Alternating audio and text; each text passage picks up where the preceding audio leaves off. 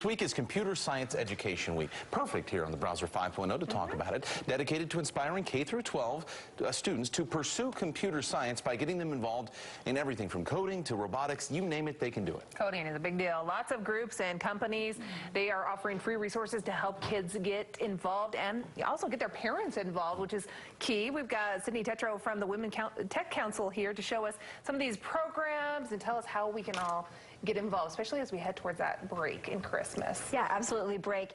And computer science is a critical skill for all of our students, which is why this week is really focused on it. The governor yesterday also announced funding to help get computer science education in all of our schools.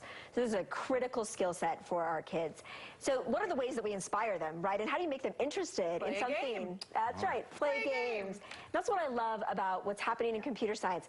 There are these hour of code modules, which are really about how can you spend 1 hour inspiring your kids into code and then that create a lifelong path for them. Okay. How important is it, and what age should we start thinking about as parents, getting our kids involved down this path? When should we try to, I don't know, I feel like computers are just everywhere. Yep. And so kids are going to gravitate to them on their own eventually. When should we start? They're better at the iPad than I am. Yeah, putting them on that path. That's right. Is very, very early. And there are now a whole set of toys that have even been created. I love the Codapillar. Yeah. You know, it's the six month age.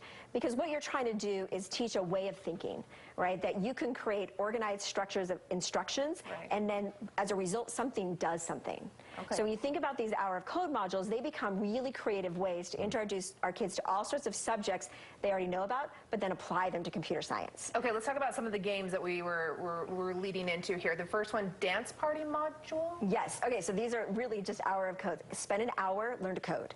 Okay, so dance party. How about if we can basically code, you know, little characters and teach them dance moves.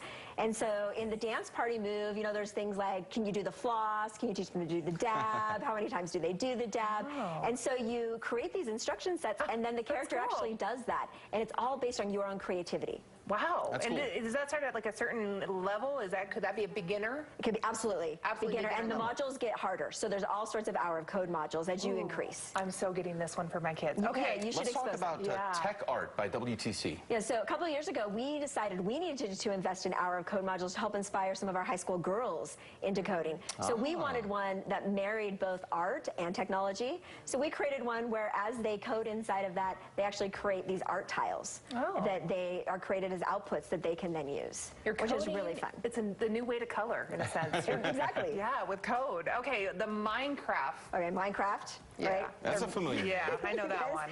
Yeah, so there's an hour of code module for Minecraft. How do we teach Alex and Steve to go on an adventure?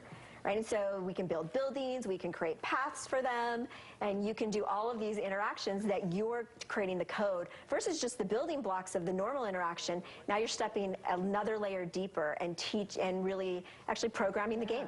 Wow. And finally, the Grinch module. The Grinch. That's perfect for this time of year, it sounds like. We thought we're like holiday, hour of code tied to the Grinch. In this case, you're teaching Max all sorts of different activities. And so you can see on this screen at the very top, it goes from modules 1 through 20. So these hour of code modules build on each other. So I might teach you one instruction set, and then it gets more complicated, and then you repeat, and then you just continue to learn. And the cool part is, in an hour, someone all of a sudden realizes, our kids realize they can do it.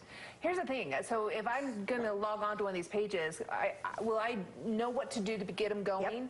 You will. It'll walk me through in that Grinch page we were just looking at, you hit the Grinch hour of code, and it says step 1. Because we both know I have no clue how to code. You got this. I'm a little worried that my child's going to be like, Mom, it's like math, I don't know. But I think that's what's so cool is that it is anyone can sit in front, and then you get the success of doing it. Yeah. And then that gives you the success for the future. And all of our kids need a core understanding of computer science. And you feel better about letting your kids be on the iPad or computer. Isn't that wild, though? Exactly. I mean, as young as 6 months, to think of 10, 15 years ago. Because they're doing the color code. Yeah, you'd never thought of this. And now it's almost a necessary requirement to get them ready for school. I feel like I want Sid to raise my kids.